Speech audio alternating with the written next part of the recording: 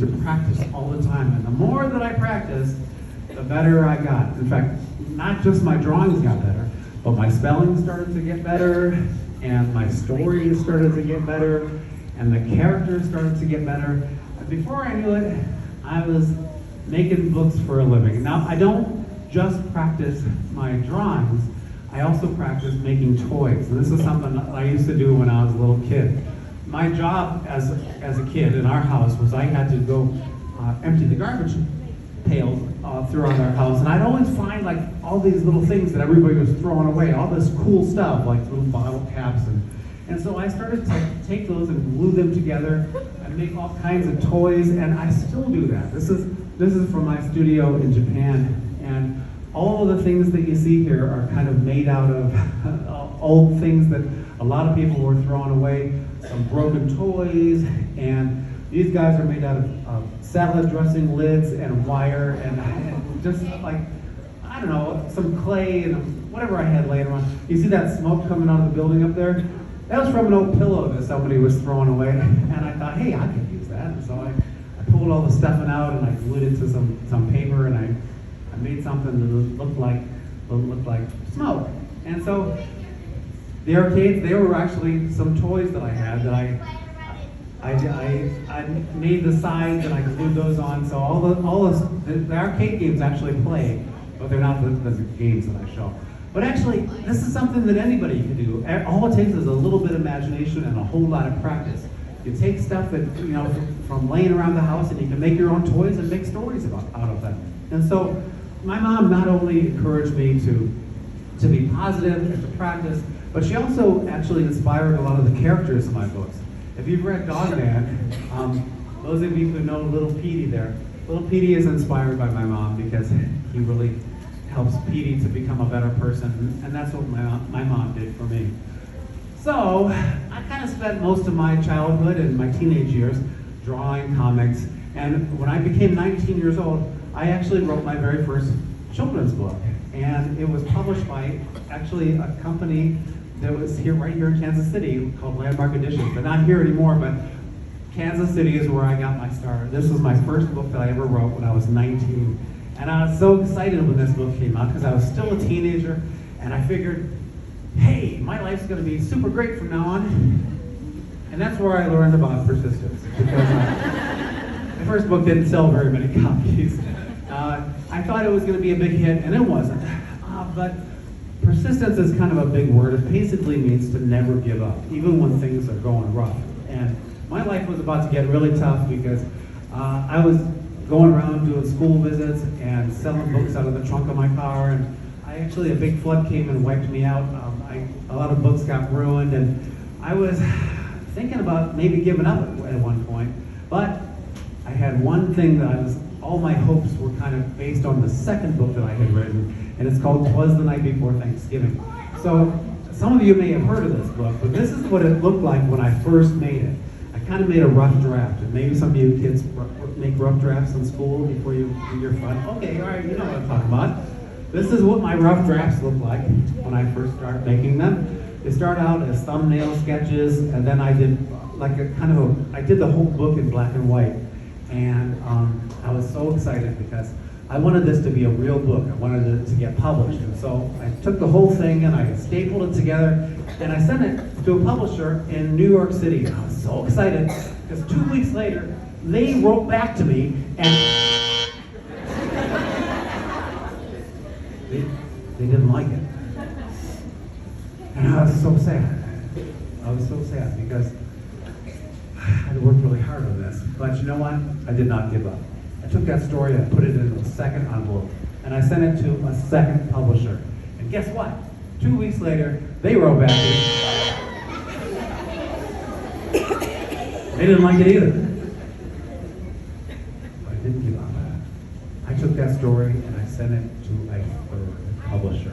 And guess what? 2 weeks later, they wrote back to me and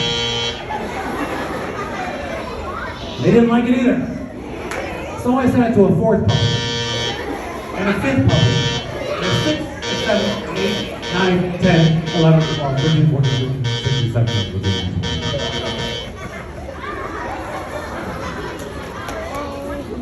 23 different publishers did not like my story. 23 different publishers said, no thank you. They sent it back to me, and I was heartbroken because you'll never believe how hard I worked on that. And I thought, oh man, I'm never gonna get this published.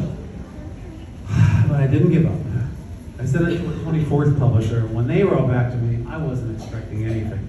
I thought, there's no way they're gonna like this. But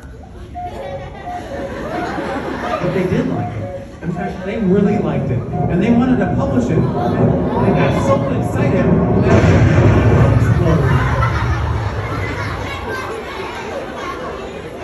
that I'm just kidding about that. My head didn't really explode. But I'm so glad that I didn't give up, because if I had given up, this book never would have been published. I think it's been out for like 35 years, and so this was one of my first books that got published, but actually, if I'd given up, none of these books would have been published, and there would never have been a Captain Underpants movie, and there would never have been a Captain Underpants TV show, and if there'd never be a Dogman musical or a Cat Kid Comic Club musical if I'd given up. In fact, there wouldn't have been a Dogman movie. Any of you guys see the Dogman movie? Oh, what happened? So I'm so glad that I did not give up, and I hope that if you really believe in yourself, that you don't give up on yourselves either. Now, we come to the fourth thing that starts with P that we're going to talk about, and that is purpose. Purpose is kind of like asking yourself, why am I here? Why are we here on this planet? What are we here to do? And purpose has been something that I've been thinking about my whole life, actually, and it's something that I've been exploring in a new series of mine called Cat Kid Comic Club. In fact, in the last 3 Cat Kid Comic Club books, the little baby frogs that inhabit this world have been thinking about their purpose. What is their reason for being here on this planet? And actually, one of the little frogs, this little blue frog here, her name's Poppy. Poppy, oh good, you know these things. Well, even though Poppy is a baby frog, she has already figured out her purpose.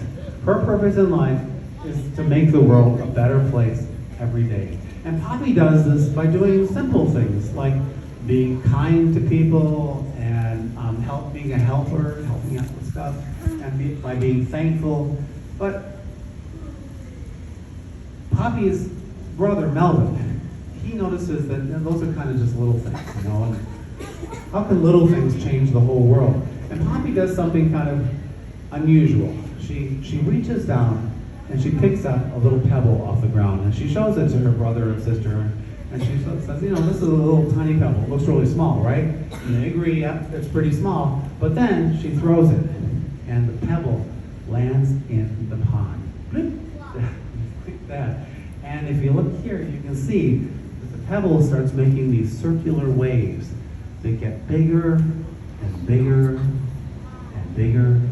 And as they reach out into the whole pond, they start to bounce off of things, and they start to make new waves. And those waves start to move things, sometimes in very, very, very small ways, sometimes in ways that you can't even see.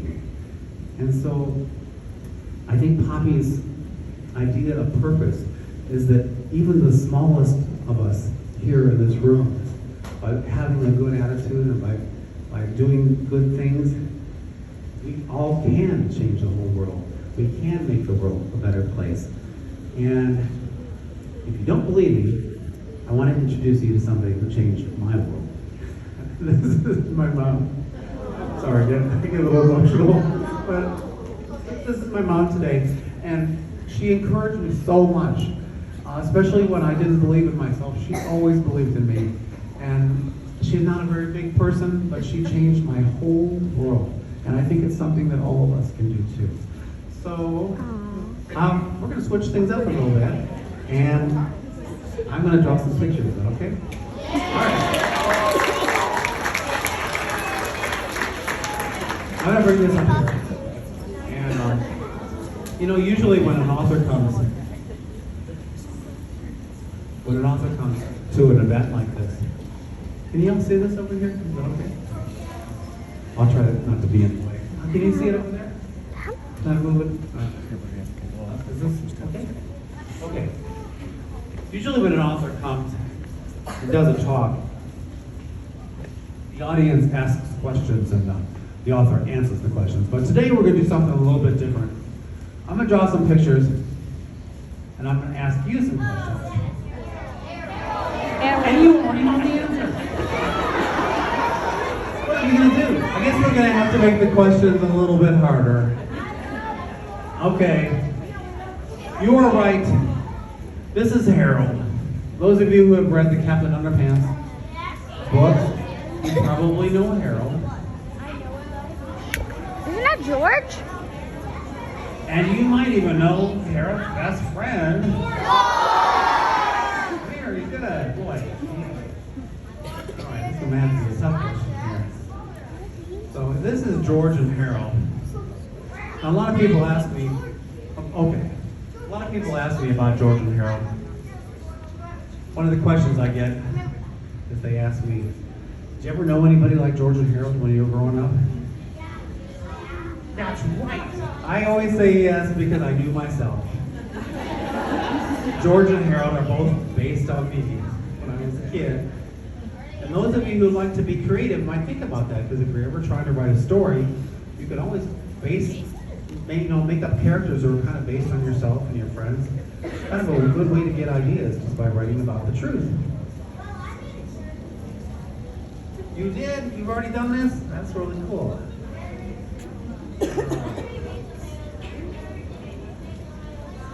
Wow, that's really cool. All right, so here we have George and Harold. Now I'm going to ask a question about George and Harold. And my friend Charisse, this is my friend Charisse. Charisse is somebody I work with. Everybody say, hi, Charisse. Hi, Charisse. Charisse, I work with Charisse. She came all the way from New York to be with us today. And she's going to go around the room to if anybody knows the answer to this question, she's going to find somebody who has their hand raised and she'll call in. And if you get it right, you get a bag full of goodies. I won't show you what's in the bag. But one of the things in the bag is a gift certificate to the Rabbit Hole. And you can use this to buy books down in the bookstore, anything you want, actually. You don't just have to buy my books, you can buy whatever you want. All right, so Sharice's going to go out there. You wanted to ask a question, How do you right? have your hand raised? I thought you did. You said you wanted to ask about the movies, right? I'll try to make this No, he's going to ask questions. The kid's got to get in it the Captain right. Underpants books, George and Harold have a principal who is really, really mean. You're not even getting I'm talking to her. If you know, don't shut her mouth. Is there anybody who knows the name of that principal?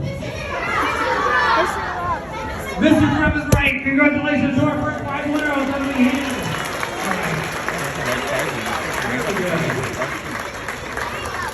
All right, I'm going to draw somebody else. Oh, God, hold it, please.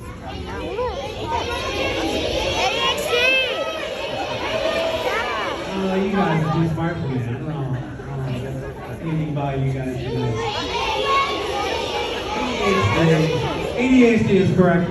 ADHD is one of the characters from the stories, the Dogman stories. It actually was invented in, I think, the 3rd book, A Tale of Two Kitties. Is that right? You guys know my books better than I do. How did that happen? That's not even. Everybody, I can't pull this. One of the things, though, about ADHD is his name actually sounds like something called ADHD. Some of you have it? Some of you have it? All right, my peeps are in the room. Give yourself a big hand if you have ADHD. And you know something about ADHD. All right, good. I'm happy to hear that. Now, you're never going to believe this, but when I was a kid, they used to think that ADHD was a bad thing. Actually, when I was a kid, they didn't even know what ADHD was. They didn't even have a